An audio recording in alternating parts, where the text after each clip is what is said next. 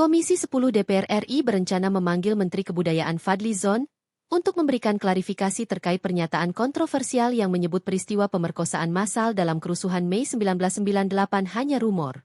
Politisi PDIP yang juga merupakan anggota Komisi 10 DPR RI Boni Triana menilai, pandangan subjektif menyebut Fadly Zon tak bisa menafikan bahwa peristiwa memilukan dalam tragedi 98 tersebut tidak pernah terjadi.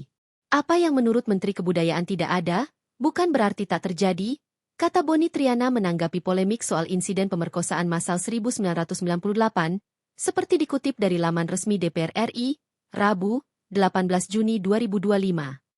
Seperti diketahui, Menteri Kebudayaan, menyebut, Fadly Zon mengklaim bahwa peristiwa pemerkosaan massal pada tragedi kerusuhan Mei 1998 tidak ada buktinya. Menurutnya, cerita tentang peristiwa tersebut hanya berdasarkan rumor yang beredar.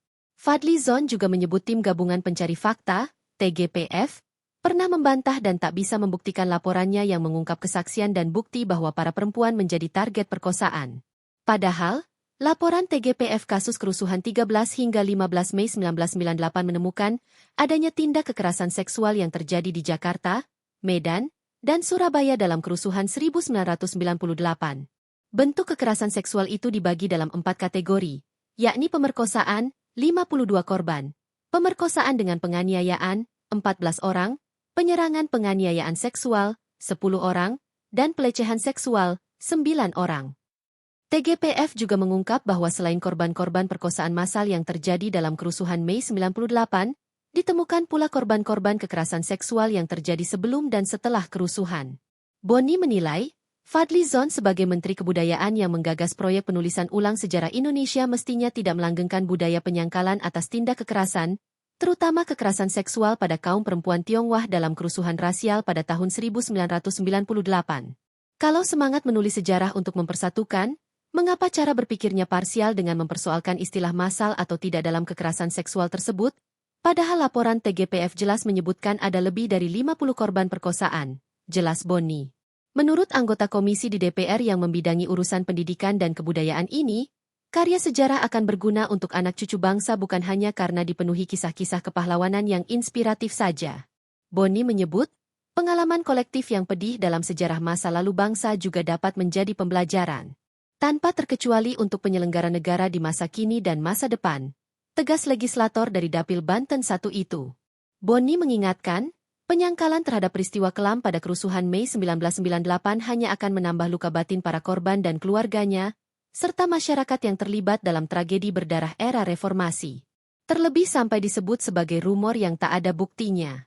Penyangkalan atas peristiwa pemerkosaan massal terhadap kaum perempuan Tionghoa dalam kerusuhan rasial 1998 hanya akan menambah beban traumatik pada penyintas dan keluarganya, bahkan kepada masyarakat yang mengalami peristiwa itu, ungkap Boni. Adapun saat ini pemerintah Indonesia melalui Kementerian Kebudayaan tengah menggarap penulisan ulang sejarah nasional yang ditargetkan rampung pada Agustus 2025. Namun dalam draft kerangka konsep penulisan sejarah Indonesia ini, ternyata sejumlah pelanggaran HAM berat tidak dimasukkan.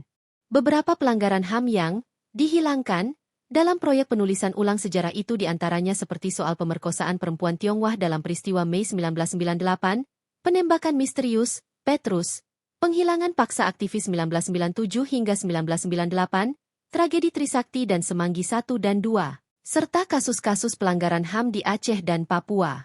Oleh karenanya, Boni mendesak Kementerian Kebudayaan sebagai mitra Komisi 10 DPR untuk menghentikan proyek penulisan ulang sejarah jika hanya bertujuan politis. Apalagi jika tujuan penulisan ulang sejarah untuk menyeleksi cerita perjalanan bangsa Indonesia, sesuai keinginan pemegang kekuasaan sehingga bersifat parsial atau sebagian dan tidak menyeluruh.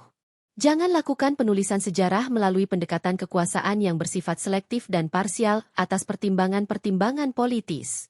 Apabila ini terjadi, lebih baik hentikan saja proyek penulisan sejarah ini, pungkas Boni. Terima kasih telah menyaksikan berita terkini dari sinarharapan.co. Saksikan terus konten-konten menarik lainnya.